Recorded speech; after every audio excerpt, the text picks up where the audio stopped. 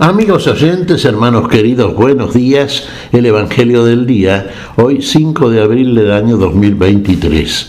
Aquí estamos Patricia y Miguel, este matrimonio cristiano, dispuestos a leer y comentar este Evangelio. Primero la lectura, Patricia.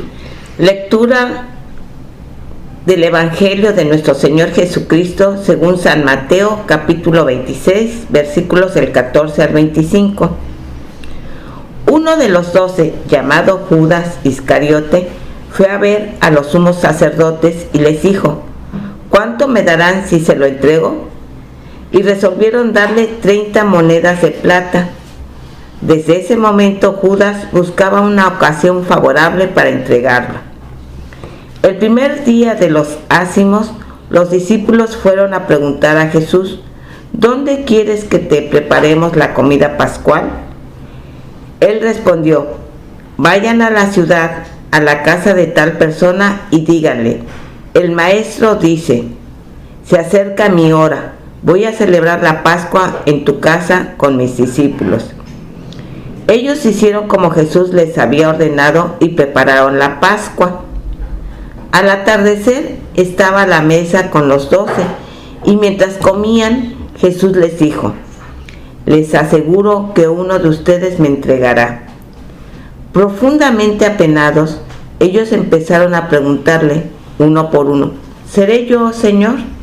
Él respondió: el que acaba de servirse de la misma fuente que yo, ese me va a entregar. El Hijo del Hombre se va, como está escrito de él, pero ay de aquel por quien el Hijo del Hombre será entregado. Más le valdría no haber nacido. Judas, el que lo iba a entregar, le preguntó: ¿seré yo, maestro? Tú lo has dicho, le respondió Jesús. Palabra del Señor. Gloria a ti, Señor Jesús. Claro, Judas estuvo con Jesús y con los discípulos 3 años. Uno diría, bueno, en 3 años, ¿qué aprendió de Jesús? ¿Qué recibió de Jesús? ¿Qué vio en Jesús? Jesús era un hombre que venía a cambiar el destino, la estructura de la humanidad. Venía a quitar la muerte, venía a reincorporar, a reintegrar la vida. Venía a ser todo en todos y todo por todos, inclusive por Judas. ¿Cómo lo interpretó Judas? ¿Qué esperaba Judas de Jesús? Sí, sabemos a través de los relatos que se trataba de un hombre que era un patriota, una especie, no diríamos que era un celote, no se nos dice tal cosa, pero esperaba la liberación del ejército y del imperio de Roma por parte de Israel, pero a través de un método y de medios que fueran equivalentes a los que utilizan los pueblos para dominarse unos a otros. En este caso la fuerza armada. Y en tal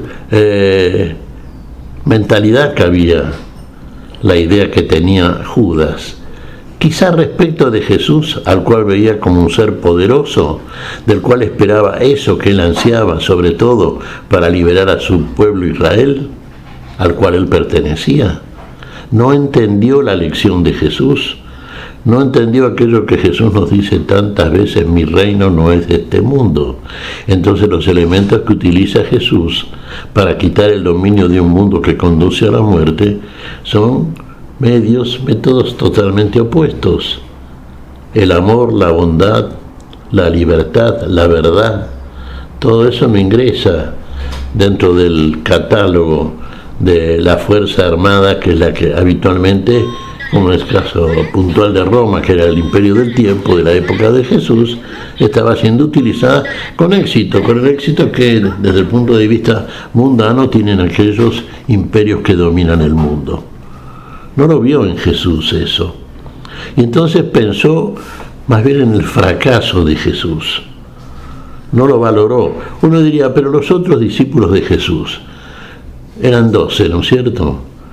¿Tenían de Jesús una idea similar a la de Judas de Iscariot? Y no diríamos que era similar, pero tampoco esperaban de Jesús todo aquello que después vieron en Jesús. Y más de uno seguramente, cuando nuestro Señor formula la pregunta, o más bien la afirmación: uno de ustedes me va a traicionar. Y si hoy en día nos dijera el Señor a nosotros, uno de ustedes me traiciona, me traicionó o me está traicionando, ¿qué tendríamos que contestar nosotros? ¿Somos absolutamente fieles a lo que Jesús nos dice, nos enseña, nos propone, nos pide? ¿Cuántas veces lo negamos? ¿Lo negó Pedro también, el más inmediato seguidor del Señor, aquel que lo reconoció como el Mesías? ¿Lo negó en la casa del sumo sacerdote y delante de 3 personas que estaban sirviendo? Tuvo miedo Pedro. Claro, uno diría, ¿tuvo miedo Judas? No, Judas tenía otra cosa. Judas tenía la convicción de que Jesús había fracasado en lo suyo. Y entonces, aquello que se le ocurrió, como un hombre que amaba el dinero, como un hombre que robaba en la bolsa de la economía del grupo, como un hombre que no tenía escrúpulos realmente, ¿qué fue? Y lo peor, venderlo al maestro. Esto sí que fue un gesto verdaderamente enfermo, y uno podría decir en términos muy radicalizados, demoníacos de parte de Judas. Optó por ir a venderlo a aquellos que lo perseguían para matar a Jesús. Y lo hizo por una cifra mezquina, 30 monedas de plata. Vendió a su maestro, vendió al que traía la vida para él y para todo el grupo y para toda la humanidad. Y uno diría, bueno, hubo arrepentimiento en este Judas, yendo un poquito, digamos, a la finalización del episodio, cuál fue la culminación y el destino que finalmente aguardó a todos aquellos que habían sido protagonistas de este pasaje. Y Judas se arrepintió, parece. ¿De qué se arrepintió? ¿Se arrepintió de haber vendido a un hombre que era inocente y se dio cuenta que era inocente? ¿Y qué decisión tomó en este caso? Primero, devolver las 30 monedas que no se las aceptaron. Y segundo, lo peor que pudo haber hecho, disponer de una vida que no le pertenecía, porque la vida pertenece a Dios y el destino de cada uno de nosotros está en el poder de la vida que tiene Dios, que es el autor de la vida. Decidió Él quitarse la vida, Él disponer sobre una vida que no le pertenecía. Mi vida es mía, no es mía, no es tuya, es de Dios la vida. Dispuso de algo que no le pertenecía. Se suicidó Judas. Bueno, se suicidó Judas. Uno diría, bueno, así termina aquel sobre el cual Jesús ha dicho, lo leemos en este pasaje precisamente. Sí, ¿quién sería que lo había de vender? Aquel que mojaba con él su pan en el plato, comía del mismo plato. El pan era el cuerpo de Cristo, mojado en ese plato. Dejaba de serlo, dejó de vender al Hijo de Dios, dejó de entregar por una mezquina suma de dinero la vida de aquel que ponía la vida y gustaba la muerte por todos. No dejó de hacerlo, lo hizo, porque detrás del bocado entró el diablo en él. Y entonces por eso decíamos, recién comentábamos que la decisión era prácticamente demoníaca. Sí, salió a hacerlo y lo hizo, y era de noche, obras de la noche, obras de las tinieblas, obras de la falta de la vida, obra de muerte. ¿Cuál sería el destino de Judas? El destino de Judas está en manos de Dios, como el destino de todos. No estamos juzgando aquí a personajes, sí, estamos juzgando en cierto sentido el resultado de actitudes de algunos de ellos, y fundamentalmente el de este Judas, el traidor, el que vendió al Señor. Uno dirá, el peor de las faltas, el peor de los pecados.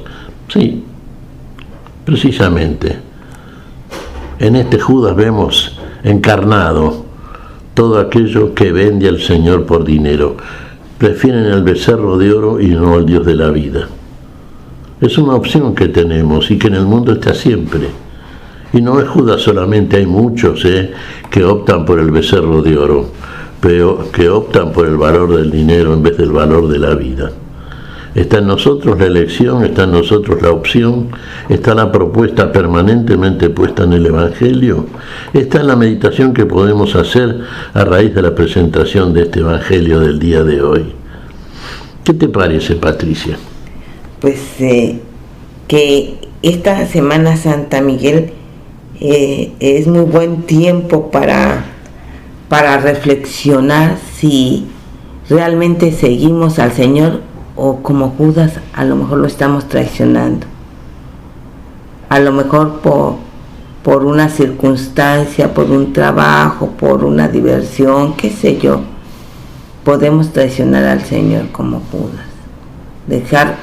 Quitarlo de nuestro lado para hacer nuestra voluntad, que siempre por lo regular es errada. Es errada, bien decís, Patricia, sí.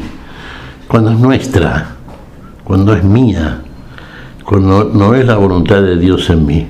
Siempre cuando rezamos el Padre Nuestro que decimos, hágase tu voluntad, así en la tierra como en el cielo, así en la carne como en el espíritu, así en nosotros como en ti, Señor.